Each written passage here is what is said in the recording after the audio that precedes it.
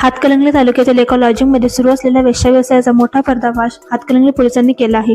प्रवीण सूर्यकांत कोळी यांच्या मालकीचे hotel parking and lodging येथे अनैतिक व्यवसाय सुरू असल्याची गोपनीय माहिती पोलिसांना मिळाली होती. या माहितीच्या आधारे पोलिसांनी छापा टाकत कारवाई केली. या कारवाई दरम्यान शिरदवाड येथील उज्ज्वला बाबा कुंभार ही महिला एजंट म्हणून काम करत असल्याचे समोर आले. पोलिसांनी लॉजिंगचे मालक प्रवीण कोळी आणि एजंट उज्ज्वला कुंभार यांना ताब्यात घेऊन चौकशी केली असता दोघेही संगनमताने गरीब व असहाय्य महिलांचा गैरफायदा घेत आर्थिक फायद्यासाठी वेश्या व्यवसाय चालवत असल्याचे उघड झाले.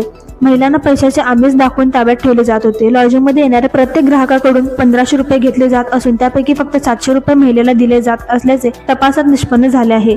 या प्रकरणी दोघांविरोधात भारतीय न्याय संहिता तसेच अनैतिक व्यापार प्रतिबंधक अधिनियमांतर्गत गुन्हा दाखल करण्यात आला आहे. पोलिसांनी 2 मोबाईल फोन, रोख रक्कम आणि दुचाकी असा सुमारे 72,000 रुपयांचा मुद्देमाल जप्त केला आहे. न्यायालयात हजर केल्यानंतर दोघांना 2 दिवसांची पोलीस कोठडी सुनावण्यात आली असून पुढील तपास पोलीस निरीक्षक शरद मेवाने करत आहेत.